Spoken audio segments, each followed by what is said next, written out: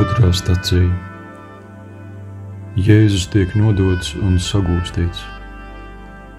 Mateja evaņģēlijs 26. nodaļa no 47. līdz 50.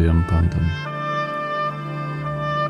Viņam vēl runājot, redzi nāca Jūda, viens no tiem 12, un kopā ar viņu liels ļaužu pūlis ar zobeniem un nūjām, virspriesteru un tautas vecajo sūtīts.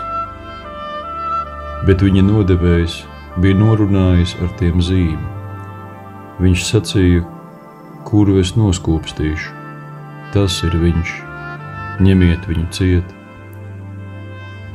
Viņš tūdaļ devās pie Jēzus un teica, esi sveicināts, Rabi, un viņu noskūpstīja.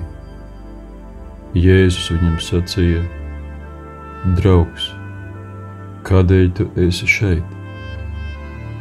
Tad tie pienāca klāt, satvēra Jēzu un apcietināja. Ja tu šajā brīdī vari veltīt laiku Dieva vārda apcerei, tad apturi video un izmanto šādu iespēju. Tu vari lūgt svētā gara vadību un uzkavēties pie kādas dzirdētā evaņģēlija frāzes vai vārda un vērot, kā tā tevi atbalsojas. Vai arī tu vari iztēlē šo notikumu piedzīvot kā dalībnieks.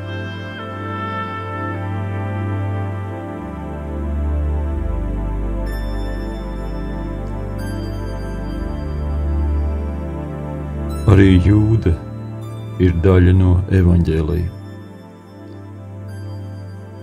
Man viņš norāda uz Jēzus uzticamību.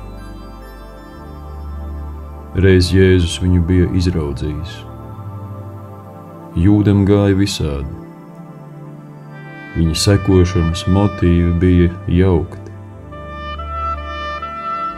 Jēzum bija visas iespējas Jūdu pārmācīt vai padzīt. Tomēr Jūdam ir vieta Jēzus draugu lokā. Lai arī Jūdas dzīve beidzas traģiski, tomēr ne Jēzus ir tas, kas viņu pazudina. Viņš Jūdu aizvien vēl sauc par draugu. Viņš Jūdam aizvien ļauj sev pietuvoties un noskūpstīt.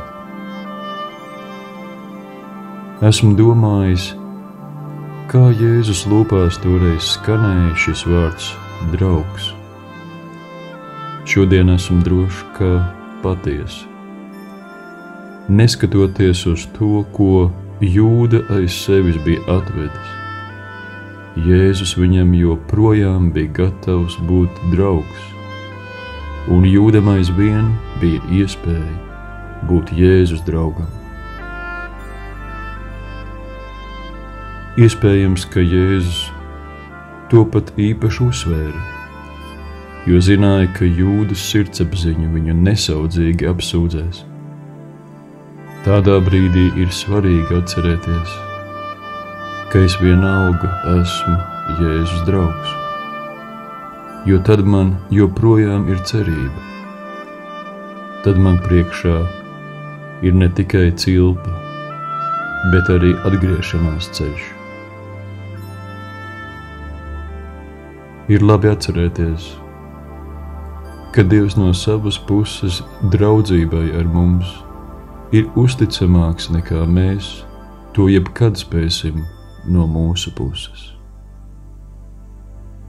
Tieši tajā es atrodu sava garīgā ceļa nedroša, neparedzama ceļa drošību.